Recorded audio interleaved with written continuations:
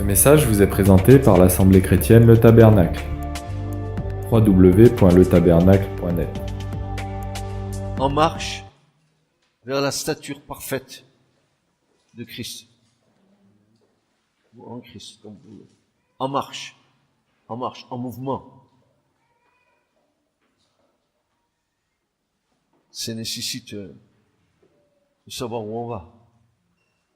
Vous ne marchez pas au hasard, avec un but. On va faire une promenade à tel endroit. On va monter sur le pic Saint-Loup, on va aller voir le lever du soleil le matin. Donc, on a un but, on est en marche pour atteindre l'objectif. Mais on ne peut pas être en marche dans cet objectif sans l'aide et la collaboration efficace et minutieuse du Saint-Esprit. Car ce matin, nous allons faire un bilan loyal et équilibré de notre maturité spirituelle. Il faut que nous sachions où nous en sommes.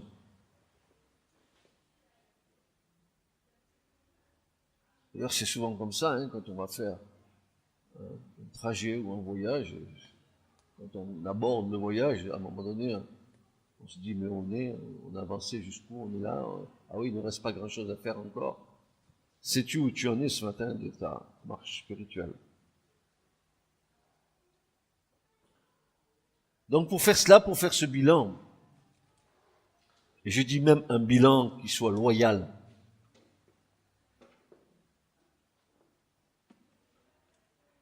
et équilibré de notre maturité spirituelle, il nous faut l'aide de l'Esprit Saint. Il faut que le Saint-Esprit nous éclaire vraiment. Oui, Dieu nous a fait hommes et femmes, il nous a donné des capacités même avant que nous connaissions, et nous avons développé nos capacités dans notre ignorance du Seigneur. Et il y en a qui ont des bacs plus 15, d'autres qui ont que des certificats d'études, mais peu importe. Ce qui est important, c'est qu'à un moment donné, il y ait un lieu de rencontre avec le Seigneur. Ce que j'aime bien, c'est que d'abord, dans le royaume de Dieu, il y a des choses qui sont peut-être tout à fait extraordinaires, où il nous est dit que c'est les pauvres en esprit qui rentrent dans le royaume de Dieu. Donc, voyez-vous, bac plus 15, etc. C'est très intéressant pour les mathématiques des hommes, mais pas pour la mathématique de Dieu. Tout à l'heure, dans la louange, il nous faut être attentif, il faut être attentif à ce qui se passe. Nous avons chanté dans la louange tout à l'heure un chant qui disait « Je n'ai qu'une vision, rebâtir ta maison ». Et après, on a fait « Foi qui déplace les montagnes, etc. etc. » Et ces choses-là m'ont interpellé parce que c'est la trame du message. Ça veut dire que l'Esprit Saint nous a donné des chants ce matin qui ont préparé notre cœur à entendre ce que nous allons entendre. J'aime discerner comment l'Esprit Saint fait, comment le Saint-Esprit conduit les choses. Même si parfois nous en avons pas conscience, mais il faut être attentif. Alors nous serons donc, pour ce bilan spirituel, un bilan que j'appelle loyal et équilibré, nous serons donc sans concession avec nous-mêmes. Ayant un regard vrai, ne nous cachant aucune de nos lacunes et de nos défauts, mais avec la ferme espérance de vouloir être transformé par le Seigneur. Par la grâce de Dieu, je suis ce que je suis. Parfois, ce que vous pouvez voir de moi n'est pas toujours la perfection. Mais par la grâce de Dieu, je suis ce que je suis. J'ai reçu des dons de grâce du Seigneur. Vous avez reçu des dons de grâce du Seigneur. Et quoi que vous soyez bac plus 15 ou bac moins 15, ce qui est important, c'est ce que le Seigneur a déposé dans vos cœurs. Voyez-vous, je ne crois pas que dans le ciel il y ait des universités.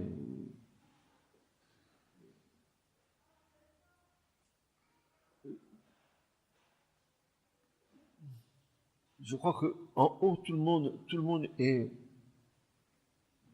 égal. En bas, qui est le plus grand au milieu de nous. J'aimais parce que hier soir je regardais les actualités et j'ai entendu que ce soir nous aurons le grand plaisir et la grande joie d'entendre Monsieur Macron, dont le journaliste disait que il a des facilités à s'exprimer parce qu'il a un bac plus 15. Et je me suis dit, si c'est ça qui fait qu'il est un bon orateur, ça vaut pas grand-chose. Et il y en a qui peuvent se targuer d'avoir un bac plus 15 et de dire qu'ils sont très intelligents et qui même mettent cette intelligence au service du Seigneur. Mais le Saint-Esprit est tout à fait autre. Donc, nous avons à faire un bilan sans concession avec nous-mêmes, avec un regard vrai. Oui, j'ai encore des défauts. Mais avec l'aide du Seigneur, j'y travaille.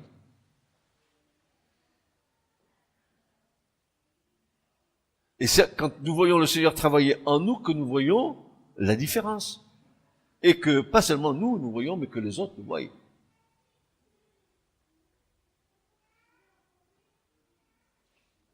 Nous devons être vrais dans le véritable. Alors, dans cette marche vers la stature parfaite de Christ, il y a 7 fondements, 7 fondements, 7 colonnes qui sont indispensables pour bâtir le tabernacle vivant que nous sommes par la grâce de Dieu.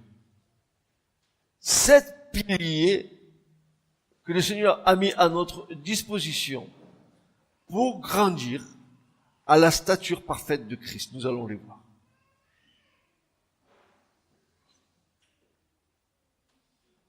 J'en oublie une, et c'est l'essentiel.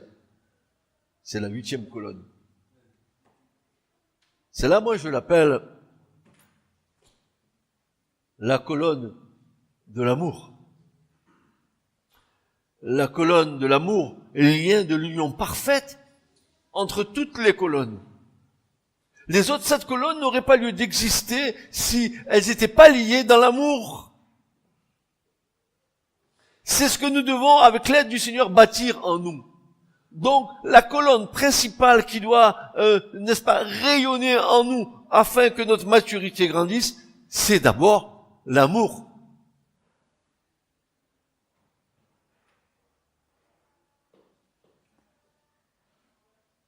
L'amour que j'appelle la roche pina, tête d'angle, ou ébène pina, la pierre d'angle. La pierre d'angle de tout l'édifice des 7 colonnes, la pierre d'angle qui soutient tout ça, c'est quoi? C'est l'amour.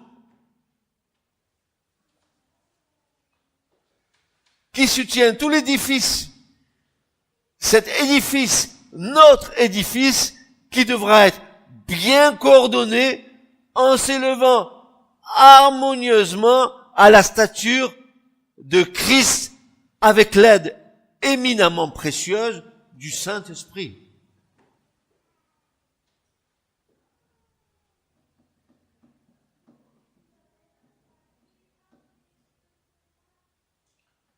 Le lien de l'amour ou le lien de l'esprit par le lien de la paix, dira Paul. Éphésiens 4, verset 3. Ce message est pour l'Église du Seigneur, pour les pierres vivantes que nous devrions être, car il est l'enseignement du Saint-Esprit. Il en est le plan divin pour nous. Tu veux grandir en maturité. Donc il va falloir que tu bâtisses, avec l'aide du Seigneur, le tabernacle vivant que tu es, avec ces 7 colonnes-là, que nous allons voir les unes après les autres, qui doivent être liées dans ton être intérieur par un amour brûlant du Seigneur. Alors, comme pour David, qui reçut le plan du temple par l'Esprit, c'est ce que dit l'Écriture dans le livre des Chroniques, que David, il a reçu le plan du temple que Salomon devait construire par l'Esprit. Et nous devons recevoir par l'Esprit le tabernacle que Dieu veut édifier en nous. Nous devons bâtir en collaboration étroite avec l'aide et le secours du Paraclète, la maison spirituelle que nous sommes, pour arriver à la stature d'homme et de femme parfaits en Christ. Alors,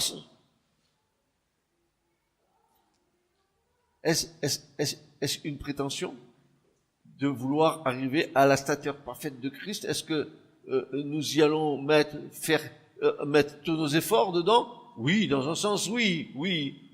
On va s'efforcer à... Mais je voudrais vous rappeler une chose, que cette barre d'une stature parfaite en Christ nous paraît haute. Et je dis, est nullement atteignable. Ça nous semble impossible de l'atteindre. Parce que nous nous connaissons. Parce que nous savons que la loi du péché est inscrite dans nos membres et que nous sommes dans un combat entre la chair et l'esprit. La barre nous paraît haute et nullement atteignable, et en cela, nous avons parfaitement raison de constater notre impuissance. Je ne peux pas le faire de par moi-même. Si tu as compris ça, tu es dans le bon plan de la construction de l'édifice. Car ce n'est pas nous qui l'atteindrons, mais la présence de Dieu en nous. D'autant plus que si cette présence est en nous, d'autant plus que nous allons abdiquer et que nous déposerons nos armes charnelles afin de lui laisser toute la place à lui pour construire en nous cet édifice, cette stature. Ce désir de Dieu de nous voir tel qu'il veut nous voir. Un tabernacle vivant, en esprit, dans lequel il réside, dans lequel il a posé son trône, dans lequel il a mis en nous comme une sorte d'arche d'alliance où il s'est assis en nous pour vivre avec nous.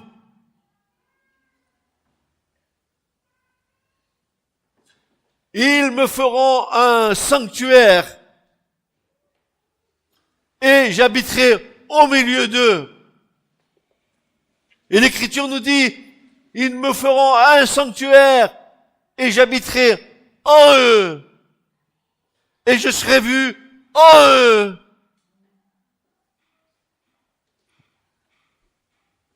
Est-ce qu'on voit Christ en toi?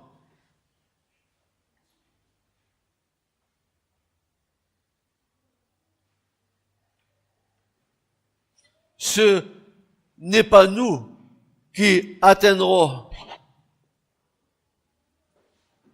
cette stature parfaite en Christ, mais la présence de Dieu en nous. Oui, d'autant que nous abdiquerons et que nous déposerons nos âmes charnelles afin de lui laisser toute la place. Toute la place. 1 Chroniques 28, verset 12 et verset 19 nous dit ceci.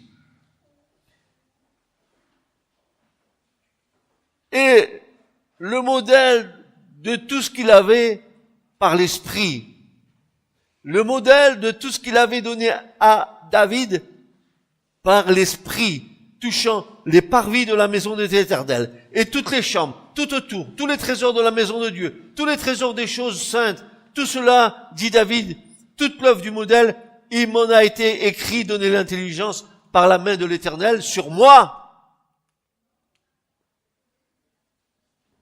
tu veux que le tabernacle que tu es soit bâti par l'Esprit Saint et que tout te soit donné par le Saint-Esprit pour que tu sois un tabernacle à la gloire de Dieu.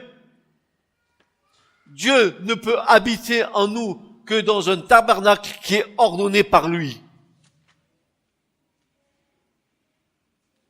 Où tout se fait harmonieusement, dans la sainteté, selon les règles du royaume de Dieu.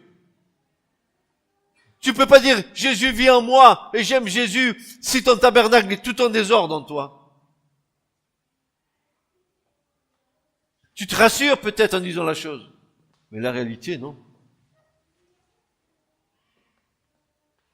Il est temps que nous passions de l'état de bébé spirituel à l'état d'homme fait en Christ.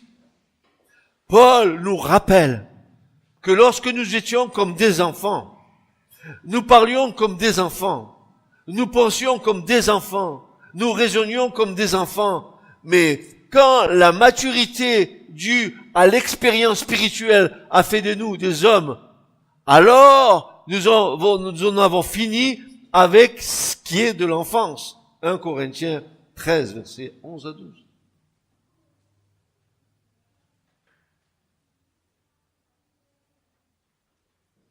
Oui, nous étions comme des enfants, nous parlions comme des enfants, nous pensions comme des enfants, nous raisonnions comme des enfants, mais quand la maturité due à l'expérience spirituelle a fait de nous des hommes et des femmes, alors nous en avons fini avec ce qui est de l'enfance. Maintenant, nous sommes des adultes en Christ. Et si nous disons que nous sommes remplis de l'esprit, fini les gamineries, fini les chamailleries, fini les rivalités. Parce qu'il est dit que l'assemblée, donc les membres que nous sommes, ne sont pas appelés à rester au stade infantile, qui se traduit par gaminerie, chamaillerie de tout genre. Il n'y a rien de tel que des adultes qui se comportent comme des enfants, à qui on leur ait mangé leur part de gâteau.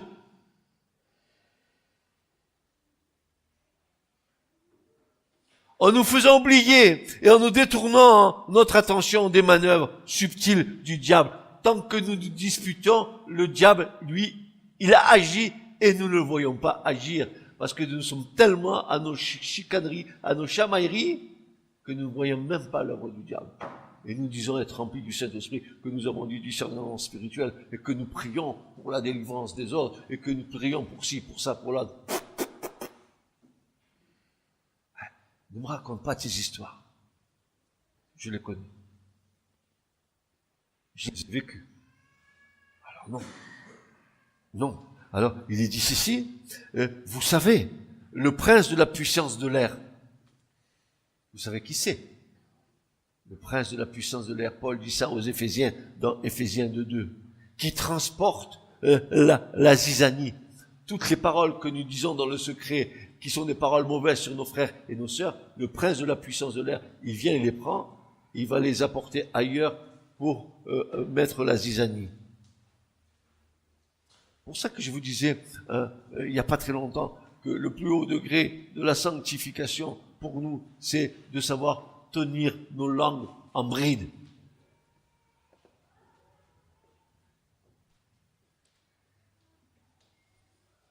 Et c'est pas facile. Parce qu'on a besoin de l'aide du Saint-Esprit. On a besoin de comprendre. Nous avons besoin de comprendre ce dont nous avons besoin.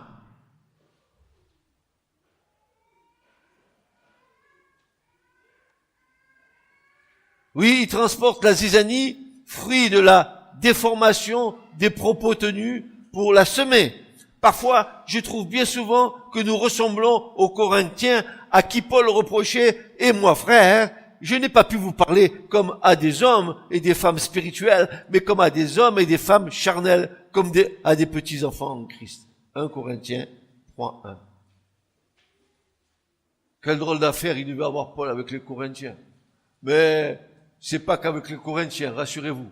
Avec toutes nos églises de notre génération, Le Seigneur, il a le même problème, mais c'est encore pire aujourd'hui. Pire.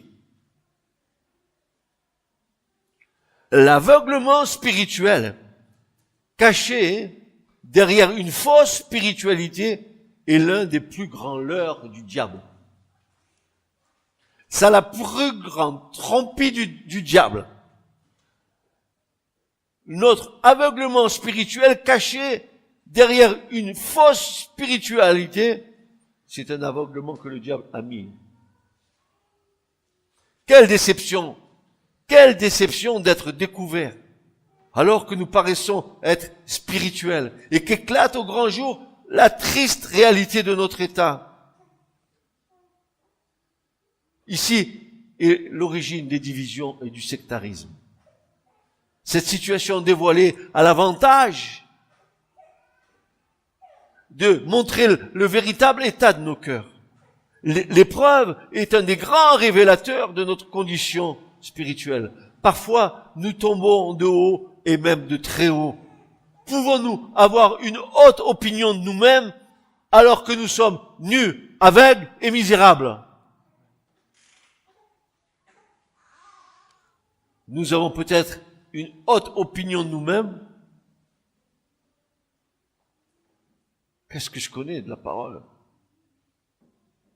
Mais je crois que la parole de Dieu nous mène à quoi? À l'humilité. Répète avec moi, la parole de Dieu me mène à l'humilité. Non pas à m'enorgueillir, me mène à l'humilité. Car Dieu résiste aux orgueilleux, mais il fait grâce aux humbles.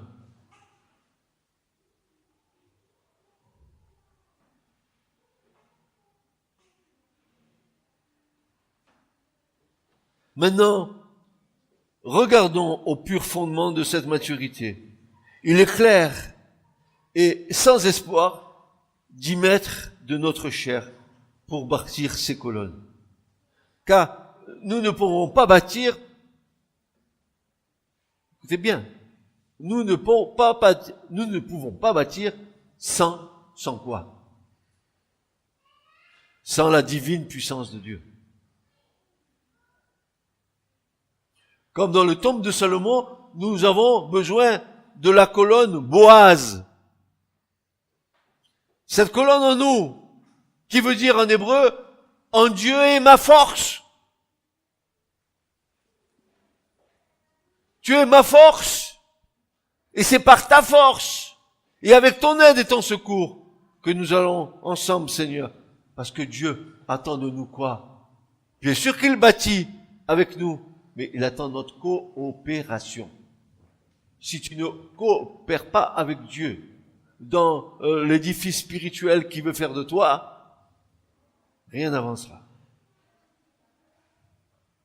Nous sommes collaborateurs avec Dieu.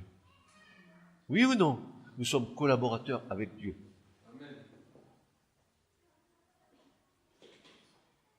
En Dieu est ma force et mon puissant soutien.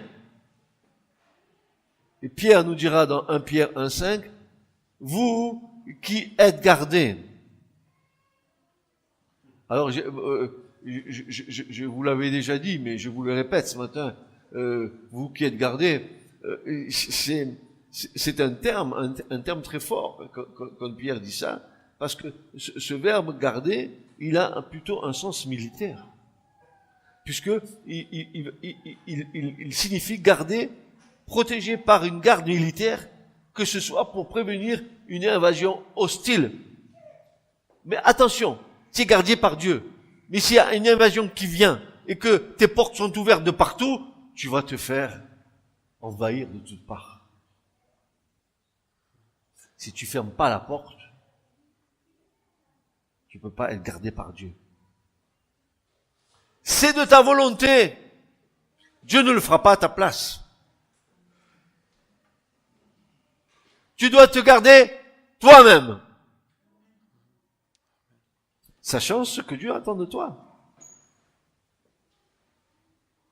Vous qui êtes gardés, dit Pierre, gardés, protégés par une garde militaire, que ce soit pour prévenir une invasion hostile ou pour empêcher les gens de s'enfuir d'une ville assiégée. Ça veut dire aussi veiller, garder, pour préserver quelqu'un pour la réalisation de quelque chose. Vous qui êtes gardés, dit Pierre, par la puissance de Dieu, par le moyen de la foi, pour un salut qui est prêt à être révélé au dernier jour. Mais, frères et sœurs, excusez-moi, mais quand je lis tout ça, quand j'entends mes bien-aimés frères Pierre, Paul et tous les autres nous parler comme ça, quand je lis ce verset, je suis complètement ébahi.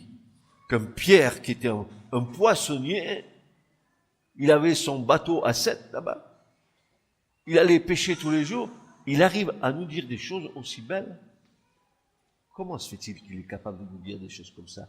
Parce que Jésus est passé par là. Il a transformé sa vie. Vous qui êtes gardés, va-t-il dire, par la puissance de Dieu, par le moyen de votre foi, pour un salut qui est prêt à être révélé au dernier jour. Sa divine puissance nous a été accordée pour tout ce qui touche la vie et la piété, afin que nous bâtissions correctement avec le plan divin. Amen. Ah non, ça mes amis, c'est clair et net.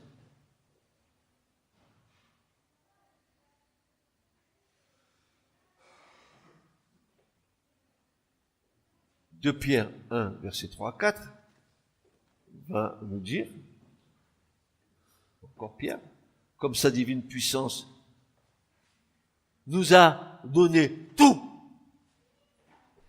Un peu,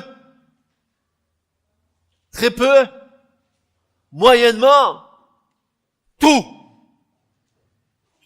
Et si c'est moyen, c'est parce que tu limites Dieu.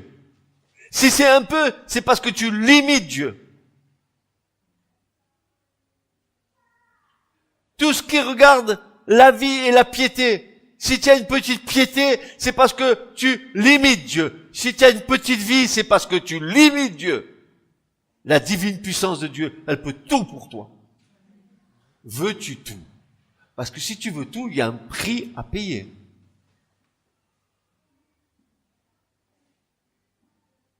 Alors, Pierre continue, car sa divine puissance nous a tout donné. Répète avec moi, Dieu nous a tout donné. Dites-le. Dieu nous a tout donné. Écoutez, ne dormez pas. Dieu nous a tout donné. Dieu nous a tout donné. Et bien sûr qu'il vous a tout donné. Il m'a tout donné. Et tout ce qui regarde à ma vie et à ma piété. Tout ce qui regarde ma vie. Ah ben voilà. Et pourquoi on pleure? Pourquoi on rechigne? Pourquoi on dit et pourquoi, quoi? Tout donné. Alors il va être question tout à l'heure de foi, bien sûr. C'est la première colonne. Mais continuons. Tout ce qui nous a tout donné, ce qui regarde la vie et la piété, par la connaissance de celui qui nous a appelés, par la gloire et par la vertu, par lesquelles il nous a donné les très grandes et précieuses promesses, afin que par elles, vous participiez de la nature divine, ayant échappé à la corruption qui est dans ce monde par la convoitise. Dites donc, vous allez voir tout à l'heure, hein, vous allez voir. J'anticipe pas. Il le dit. Est-ce que vous comprenez ce que dit Pierre? Amen. Vous avez compris tout le verset? Je le répète. Alors, je le répète. Comme sa divine puissance nous a donné tout. J'ai souligné tout. Tout. Ceux qui regardent quoi? Il nous a tout donné concernant quoi? La vie et la piété. Tout. Tout est à toi. Et tout est à Christ. Et Christ est à vous. Amen, amen, amen, amen. Vous comprenez cela? Par la connaissance de celui qui nous a appelés. Qui nous a appelés? Dieu nous a appelés. En Christ. Nul ne vient à moi, dira Jésus, si le Père ne l'attire. Et moi, je la ressusciterai le dernier jour. Quelle grâce nous avons. Écoutez, vous parlez du salut. Vous parlez de naître de nouveau. Mais quelle grâce que Dieu ait parlé pour nous attirer à Christ.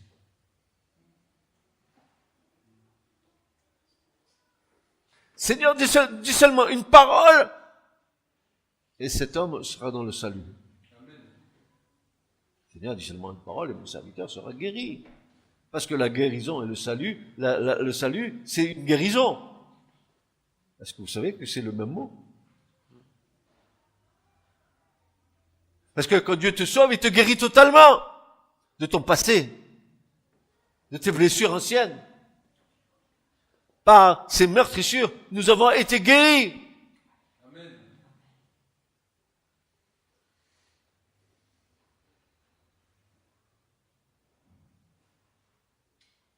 Afin que par elle, vous participiez de la nature divine. Ne te regarde pas à la glace en te disant que je suis beau. Dis, la présence divine en moi, elle est belle. Tu vois, déplace le miroir. Arrête de te... Déplace le miroir et laisse la lumière de Dieu rentrer. Il est évident, mais bien plus, c'est une absolue nécessité que nous devons le connaître dans une très grande intimité. Pour cela, la foi en est le premier fondement, la première colonne. Ben, la foi n'est pas ici la simple notion de croire. Car l'Écriture déclare, tu crois que Dieu est un, et moi je le crois, tu fais bien, et nous faisons bien, mais les démons aussi croient, et ils tremblent. Nous croyons que Dieu est un, les démons ils tremblent, mais toi tu trembles pas. Tu fais ce que tu as envie de faire. Comme si Dieu, il te voyait pas. Comme si Dieu, il sait pas ce que tu es en train de faire. Mais tu ne trembles pas. Parce qu'il se présente pas devant toi. Mais attention, un jour viendra où il sera devant toi. Et tu es prêt à ce face à face.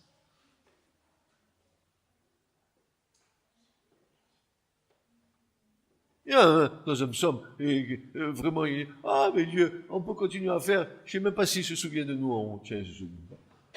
Tout est écrit. Tout. Et tu n'échapperas pas. Tu crois que Dieu est un. Nous le faisons bien. Amen. Et je le crois, Dieu est un en trois.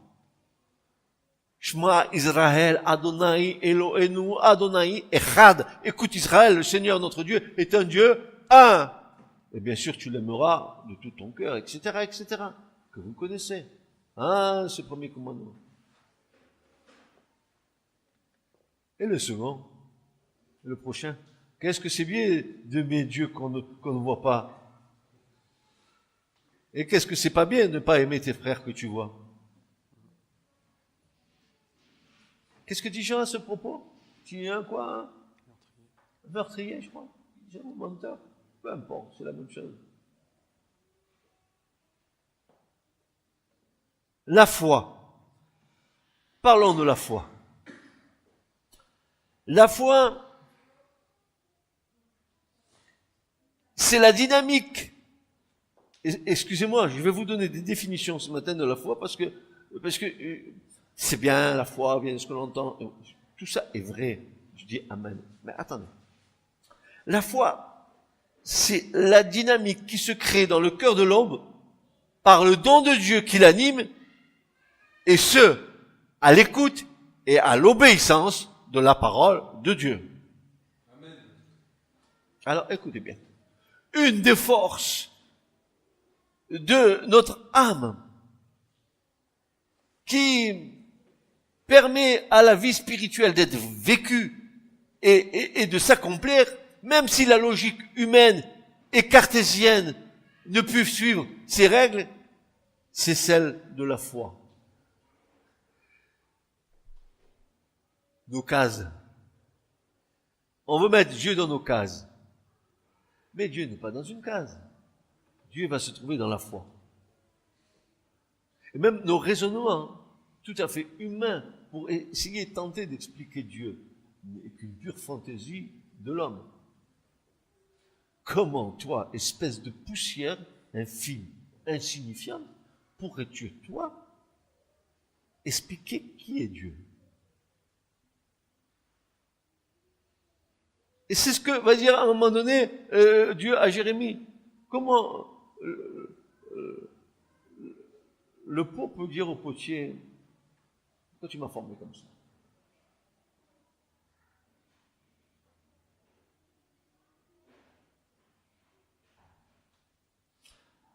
Car la foi est de ce que l'on entend, et ce que l'on entend par la parole de Dieu, Romains 10, verset 17.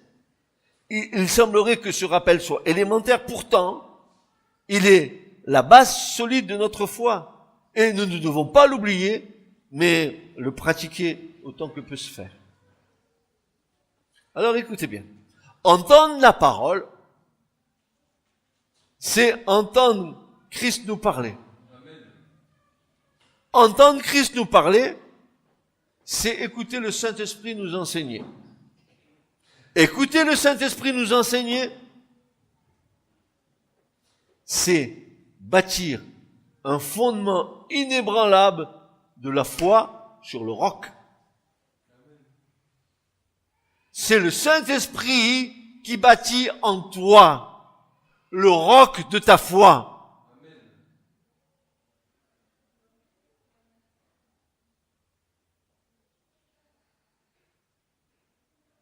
La foi, c'est la clé. La foi, elle détient la clé. Et la clé, c'est l'écriture. Et l'écriture nous amène à Christ qui en est la porte. C'est lui qui ouvre la porte de la foi.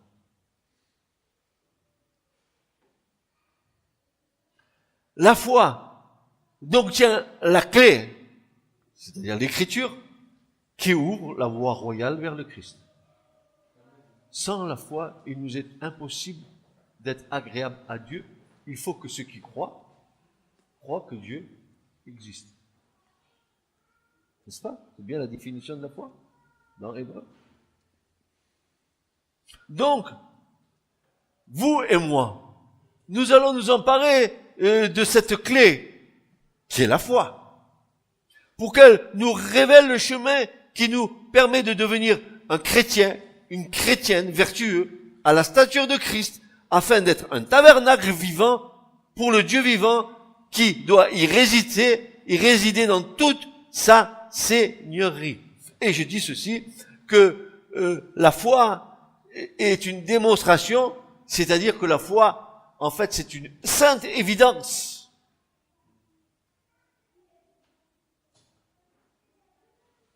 Car sans la foi, il nous est impossible d'être agréable à Dieu, car il faut que ceux et celles qui s'approchent de Dieu croient qu'il existe et qu'il est surtout une bonne nouvelle, le rémunérateur de votre foi.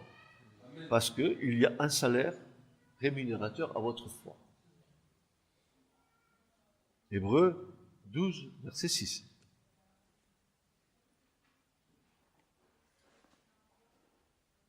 La foi est le fondement, la fondation essentielle sans laquelle les autres vertus n'auraient point de consistance, de force. Souvenons-nous, sa divine puissance qui nous a été donnée. Le fondement de toute maturité repose sur la foi. Elle se développe comme un muscle par des exercices spirituels guidés par le Saint-Esprit. Elle nous donne et nous accorde de la croissance, engendre ses propres fruits, fidélité, confiance, espérance, persévérance, patience, etc. Et la liste n'est pas limitative. Car le Saint-Esprit veut faire en nous l'excellence. Les aromates les meilleurs. L'huile d'olive, donc sur la meilleure, parfumée. Il faut qu'exalte de ta vie le bon parfum de Christ. On en est loin, n'est-ce pas?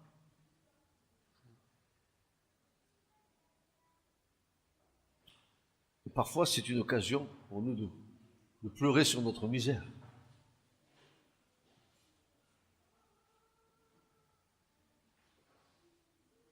C'est à cause de cela que l'Écriture déclare maintenant que la foi, la colonne de la foi a été montée dans ton tabernacle. Alors, il faut y ajouter une autre colonne que nous appellerons la vertu, qui est un autre point de notre croissance.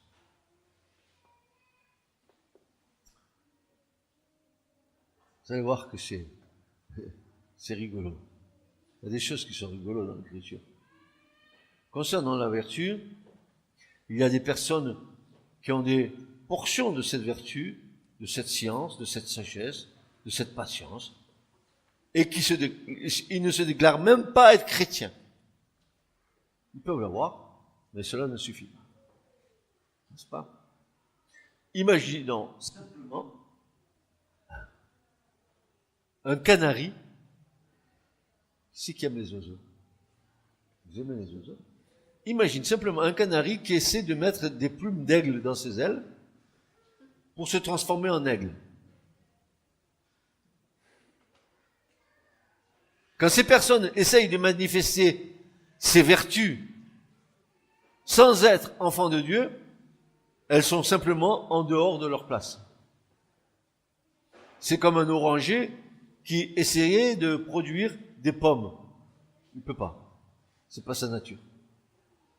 Un pommier, il fait des pommes. Un oranger, il fait des oranges. Ouais, voilà. Et toi, si tu n'es pas né de nouveau, tu ne peux pas produire ce fruit de la vertu. Tu peux avoir une certaine sagesse humaine, mais c'est comme un canari qui voudrait se mettre des ailes d'aigle. Mais c'est encore pire que ça. Quand vous êtes un enfant de Dieu, vous portez simplement le fruit de l'Esprit Saint. Vous portez simplement le fruit de l'Esprit Saint. Vous ne le fabriquez pas. Vous n'essayez même pas de l'inventer ou de l'imiter. Pas de le limiter, mais l'imitation. Tu sais, les imitateurs de chanteurs, ils imitent d'autres. Non, de l'imiter. Vous ne pouvez pas dire, je suis censé avoir de la vertu, j'aurai donc de la vertu. Je suis censé avoir de la piété, alors donc j'aurai de la piété. Eh bien, c'est ainsi que cela se passe lorsqu'on essaye de fabriquer du christianisme. Nous ne le pouvons pas, il nous faut naître de nouveau. Car nous n'avons pas à nous inquiéter pour les plumes, ou pour la vertu, ou pour la piété. Cela s'arrangera avec l'aide du Saint-Esprit, car nous ne pouvons pas nous substituer à son œuvre en nous. Dites Amen. Amen. Nous ne créons pas à la place du Saint-Esprit, car nous ne sommes pas des imitateurs, mais des participants à la nature divine. Exemple. Écoutez-moi. Vous prenez un beau petit cochon. Un cochon, un beau cochon, bien sûr. Vous le frottez bien, vous le lavez bien, parce que vous savez, le cochon, il a l'habitude de... C'est la boue.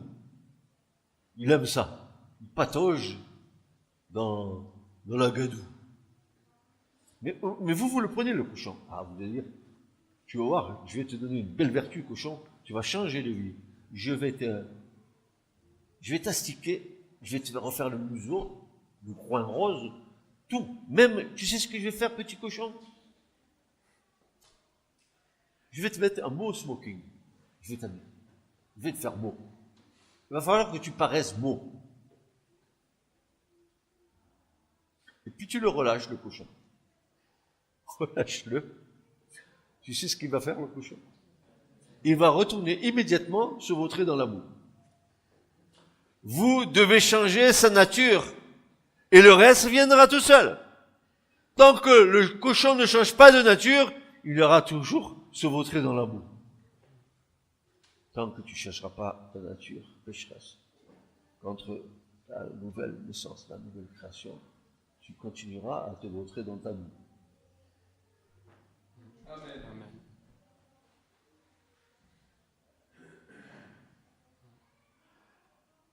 Cette image me fait rire, parce que j'imagine le cochon.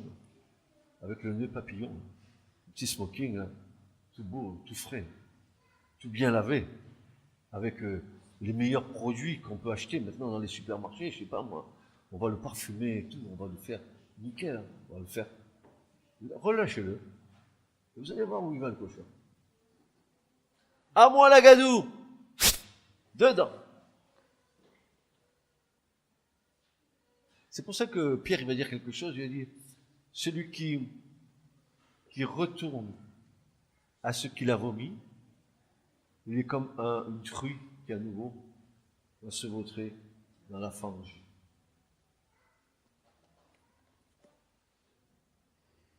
Combien sont retournés se vautrer dans la boue du péché, après avoir été lavés par le Seigneur.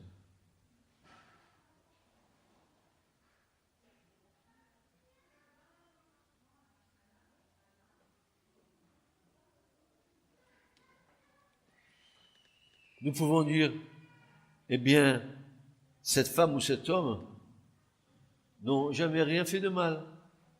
C'est faux! Tous ont péché. Ne dites pas ça.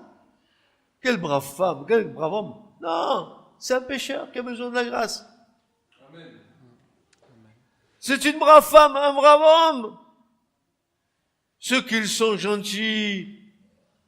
Humanisme, sentimentalisme, sensiblerie, besoin de guérison intérieure pour ces personnes-là. Et au nom de nos sentiments, nous sommes prêts à toutes sortes de compromis, même à prendre le contre-pied de ce que la parole de Dieu nous enseigne si clairement. Oui, l'aveuglement est encore le restant et le résultat de notre nature charnelle qui nous trompe. Souvent, ces restes d'éléments charnels sont le résultat de notre nature déchue de l'Éden.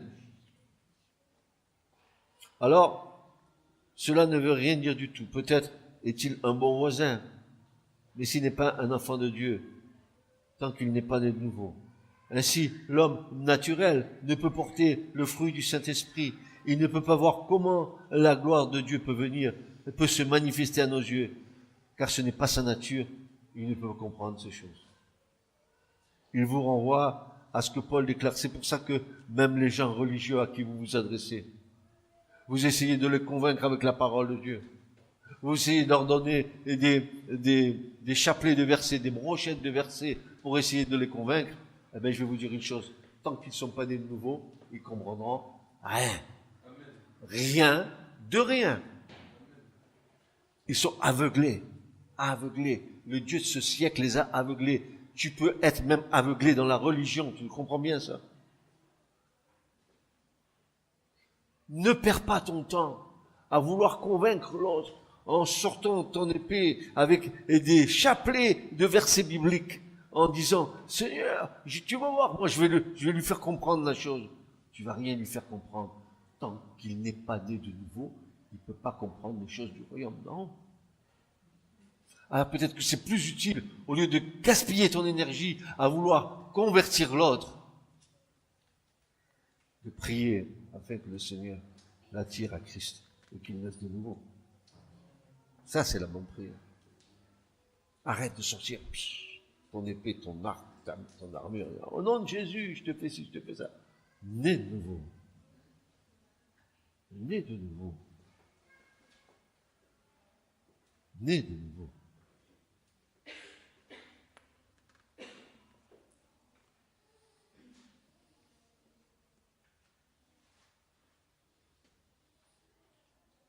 « 1 Corinthiens 2, versets 12 à 16. Paul dit,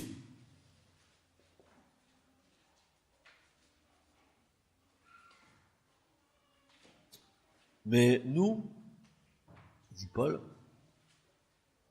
nous avons reçu non pas l'esprit du monde, mais l'esprit qui est de Dieu, afin que nous connaissions les choses qui nous ont été librement données par Dieu. Tu ne peux pas connaître les choses données librement par Dieu si tu n'as pas l'Esprit de Dieu. C'est simple comme bonjour. Tu veux que ta famille vienne au Seigneur, se convertisse? Prie le Seigneur. Prie le Père qui les attire à Christ et fais-lui cette prière. S'il te plaît, fais-le naître. Délivre-le et délivre-la de la colère qui vient. Parce qu'il vous semble... Vous croyez que la colère de Dieu ne va pas se manifester? Jean, combien? 6,36, paraît-il, qu'il est dit que celui qui refuse le Fils, la colère de Dieu demeure sur eux. Moi, j'y suis pour rien. C'est Jean qui le dit. Alors, Paul dit, oui, mais nous avons reçu, non, l'esprit du monde. Non. Mais l'esprit qui est de Dieu.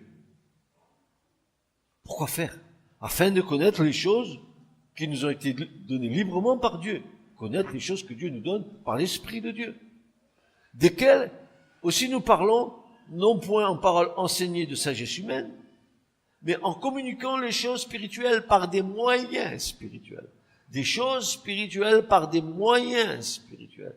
Pas des choses spirituelles par des moyens charnels de la connaissance humaine, mais des choses spirituelles par des moyens spirituels. Or, dit Paul, l'homme animal, c'est-à-dire l'homme livré à lui-même sans l'Esprit de Dieu, l'homme animal ne reçoit pas les choses qui sont de l'Esprit de Dieu, car elles lui sont une folie. Bien sûr. Parlez du Seigneur au monde et vous allez voir ce que vous allez entendre. Ils vont vous dire, vous êtes tombé sur la tête, ton Dieu n'existe pas. Pour eux, c'est une folie. Bien sûr que c'est une folie. Parce que inconsciemment, ils sont repris par les choses de Dieu. Ils savent très bien qu'ils font mal.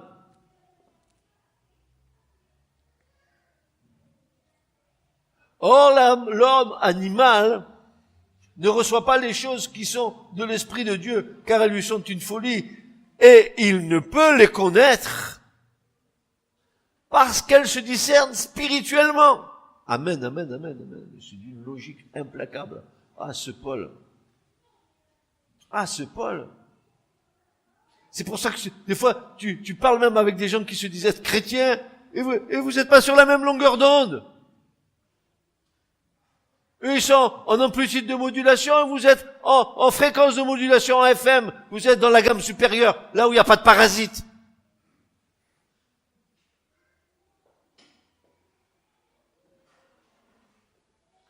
Mais celui qui est spirituel, il discerne toutes choses. Amen, amen, amen, j'espère.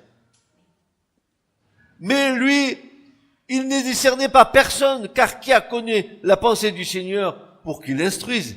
Et Paul va répliquer, mais nous avons la pensée de Christ.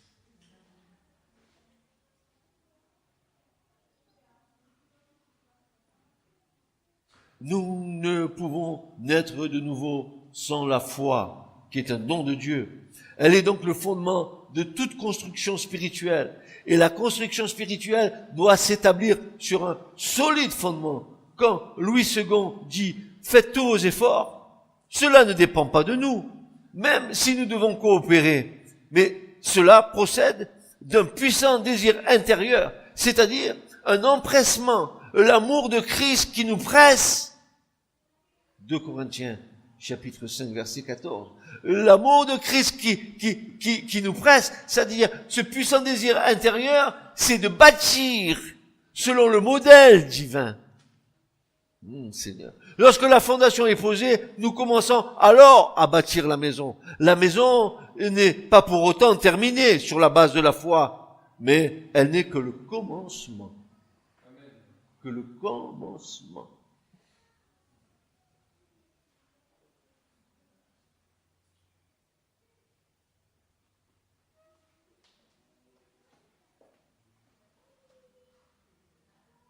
La foi, puis la vertu.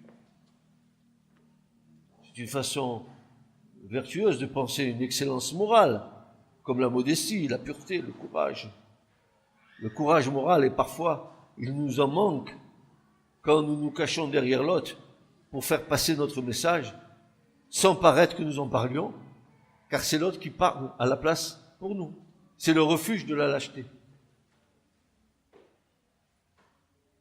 Moi, je dis rien, hein. L'autre, il parle à ma place. Mais tout ce qui parle, l'autre, c'est moi qui l'ai suggéré. Alors, je me cache. C'est une forme de lâcheté dans laquelle je ne vais pas directement à l'autre.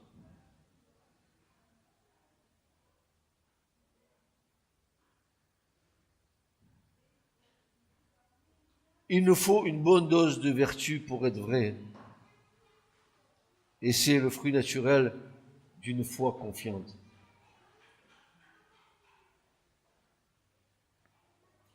Je ne parlerai pas de Proverbe 31 qui parle de la femme vertueuse qui sait tenir la maison de son époux. Mes chers sœurs, allez voir un peu le chapitre 31 de Proverbe et vous verrez l'excellence de la femme qui sert Dieu, qui sert son époux. Quand tu vois ce qu'elle fait, tu dis, elle sert le matin pour filer, oh là là, on est loin du modèle biblique, n'est-ce pas? Dans notre génération, où les femmes ont dit, ah, nous, la liberté, le MLF, c'est nous.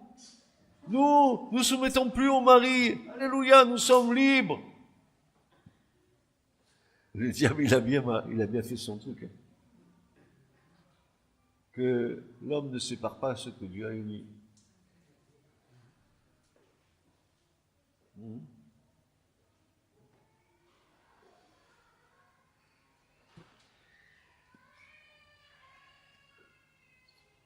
Alors, voici une troisième colonne après la foi et la vertu qui arrive.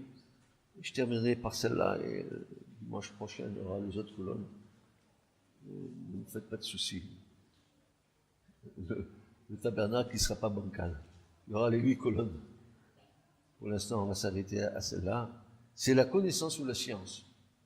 Alors là, il y a des choses à dire. Un homme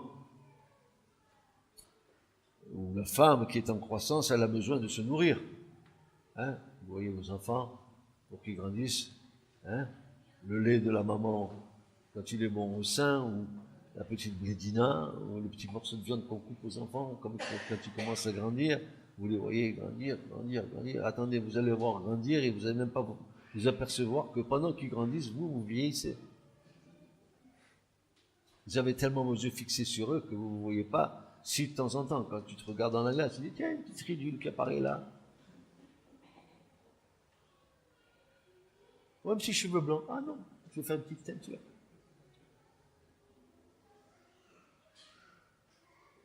Un homme, la femme qui est en croissance a besoin de se nourrir avec une nourriture riche, consistante, mais surtout une nourriture équilibrée.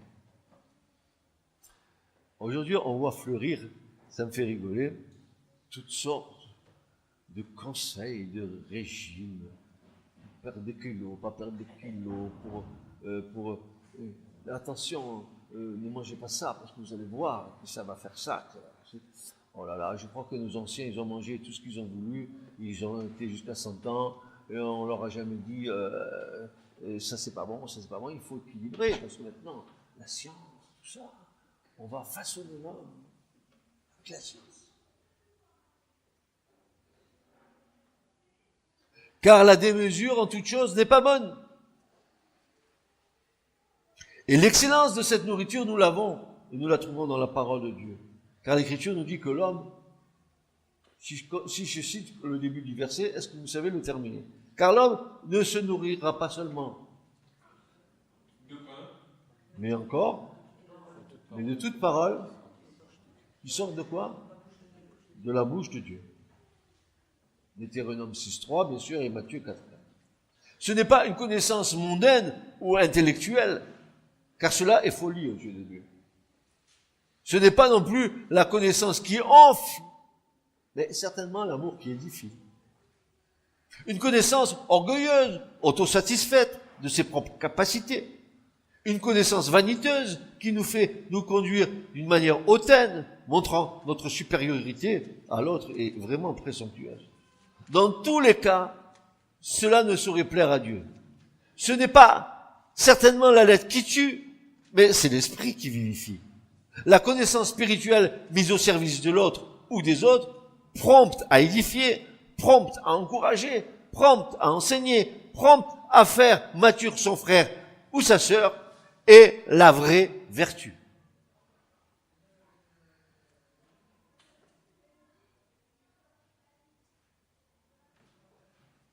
Tu sais, excuse-moi, hein, mais quand tu as fait tes études et que tes études t'ont amené à avoir ton diplôme, regardez mon diplôme, j'ai eu mon diplôme, regardez, c'est moi, je suis fort, hein, j'ai eu le diplôme. Dis-moi, est-ce que tu as le diplôme de Dieu? Est-ce que tu peux le montrer?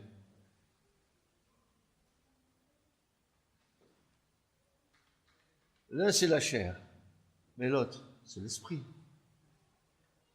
Est-ce que tu peux montrer cela?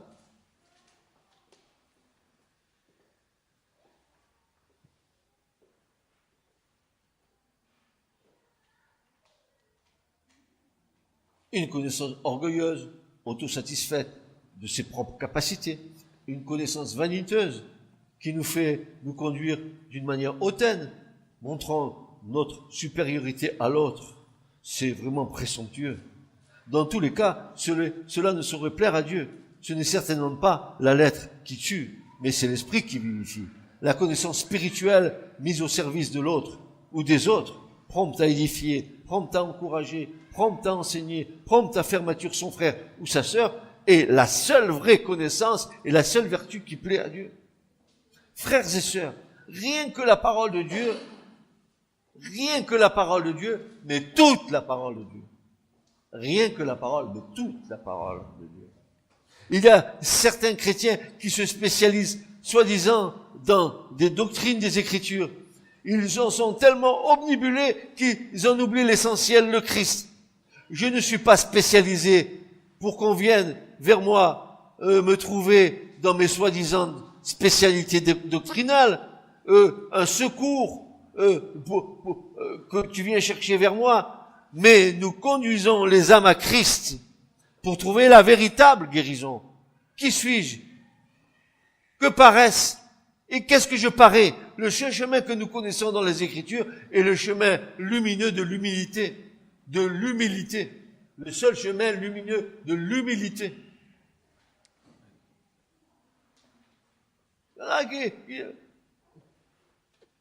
Venez, je suis spécialisé dans la guérison, je suis spécialisé dans la délivrance. Mais je rigole, je rêve. Je rêve. Où tu as vu qu'il y avait des spécialités, toi, dans le royaume de Dieu? Tu vas aller voir les grands cuisiniers pour des spécialités. Mais va le grand spécialiste en haut, ce qu'il va te dire. Il y a des chrétiens qui se fourvoient, ils sont tellement fixés sur ce qu'ils font, dans ce qu'ils connaissent, qu'ils oublient la vision du Seigneur. Ça va pas? Ils ont oublié la vision du Seigneur.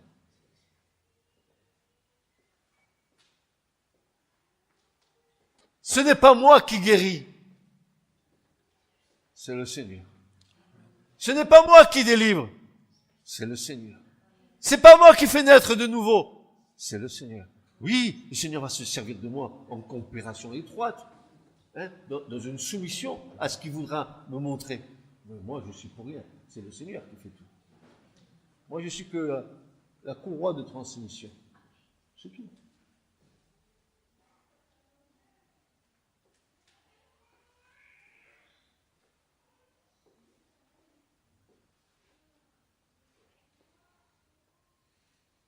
Le seul chemin que nous connaissions dans les Écritures est le chemin lumineux de l'humilité. Une connaissance partagée qui va recréer l'autre dans un rafraîchissement spirituel. Je dois rafraîchir mon frère et ma sœur par la connaissance que Dieu a déposée en moi pour le faire grandir. Pour le faire grandir. C'est pour ça que Paul dira, mais la connaissance, et je sais pourquoi il dit c'est Paul, il va dire dans les Corinthiens, la connaissance enfle, mais l'amour, ça édifie. Une connaissance sans amour, une connaissance brute, une connaissance que tu donnes à l'autre parce que tu sais, sans la communiquer avec amour, ça sert de rien. Sans l'amour, il n'y a rien, mais rien de rien. Nous devons revenir sur les bases, le fondement de cette 8e colonne qui lie toutes les autres colonnes.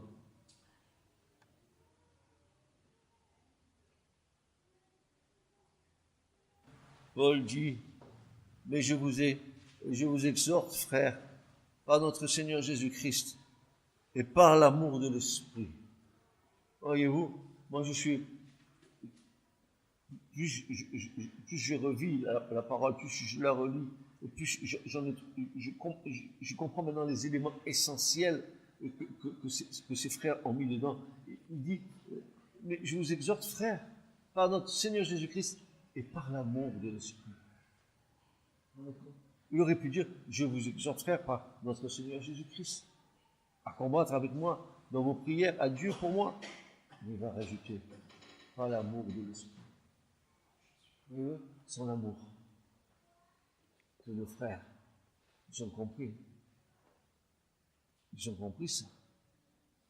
Afin que je sois délivré des incrédules qui sont en Judée, et que mon service que j'ai à accomplir à Jérusalem soit agréable aux saints, afin que j'aille vers vous avec joie par la volonté de Dieu. Et c'est une bonne chose d'aller vers ses frères. Mais Paul s'est souvent heurté avec le Seigneur à ça. Il y mettait de son cœur. Mais était-ce la volonté de Dieu? Nous le voyons dans les Écritures, par exemple, dire qu'il allait visiter les églises en Galatie. Toutes les églises qu'il avait fondées. Il en avait fondé un certain nombre quand même. C'était juste d'aller voir les serviteurs de Dieu qui ont été établis dans ces églises pour voir comment les églises prospéraient.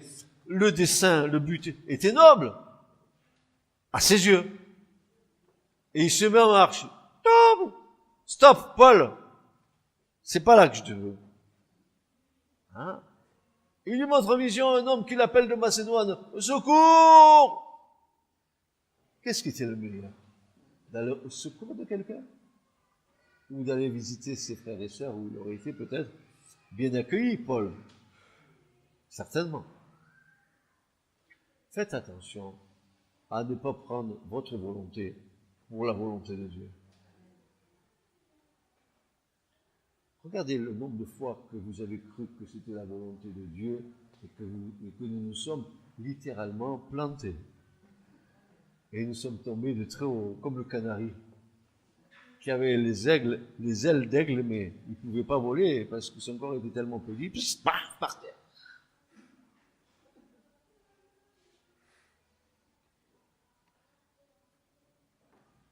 Ici, le verbe rafraîchir, c'est recevoir un rafraîchissement mutuel avec l'autre, rafraîchir l'esprit de l'autre. Chaque fois que tu viens vers l'autre, et chaque fois que tu partages avec l'autre de l'amour, et que tu le rafraîchis avec des paroles de vie, t'as gagné. Non, tu viens pas pour exposer ce que tu sais, mais tu viens avec ce désir intense dans ton cœur de rafraîchir l'autre, de lui donner une espérance plus grande, une vision plus grande du royaume, une vision plus grande de notre Dieu, qui est au-dessus de toutes choses, n'est-ce pas? Et je termine cela, non pas, ne rigolez pas, non pas la grenouille qui veut devenir plus grosse que le bœuf.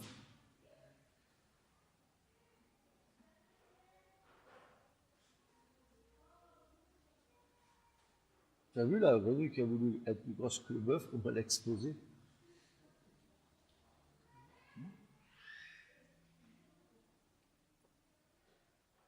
Nous aurons voir ensuite, dimanche prochain, mes chers amis et mes chers frères, une vertu qui nous concerne tous, c'est-à-dire que nous verrons la tempérance. la tempérance. Je ne suis pas un cheval fougueux. Je dois être un cheval dressé. Je ne vais pas être un âne qui rue dans les brancards. Je vais être un âne soumis à Dieu. Ah, parce que je suis un âne, ça c'est sûr. Mais je suis heureux parce que Dieu, il a créé les ânes. Il dira même que d'Ismaël est un âne sauvage d'homme dans la Genèse. Et c'était déjà prophétique qu'à la fin des temps, Ismaël, il allait ruer dans les brancards. Qu'il allait donner des coups de sabot de tous les côtés. C'est ce qu'il est en train de faire. Et qui va faire que bientôt, ça va saboter de partout. Mes chers frères et chers amis, nous devons grandir. Nous ne devons pas rester comme nous sommes. Nous devons bâtir un temple à la gloire de Dieu où Dieu se trouve à l'aise en nous. Ne mettons pas de restrictions, ne mettons pas d'obstacles à ce que Dieu veut faire. Laissons-le faire. Abandonnons notre volonté. Vous savez, c'est dur. Et moi. Et moi je pense, et moi je suis, et moi je fais, et moi je fais pas.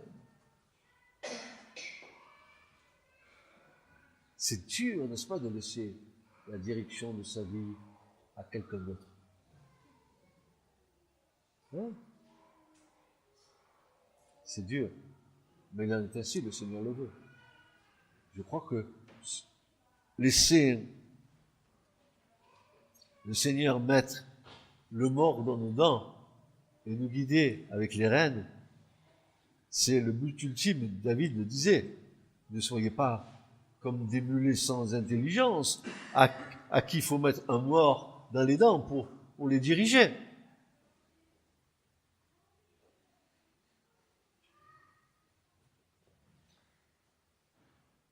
Soyons des hommes et des femmes de foi. Bâtissons la vraie foi d'abord, dans l'amour.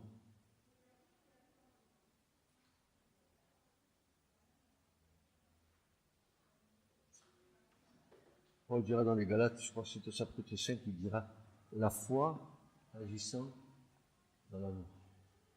La foi agissant dans l'amour. L'amour agissant dans la foi. Pour que nous soyons agréables à Dieu. Amen. Ce message vous a été présenté par l'Assemblée chrétienne Le Tabernacle. www.letabernacle.net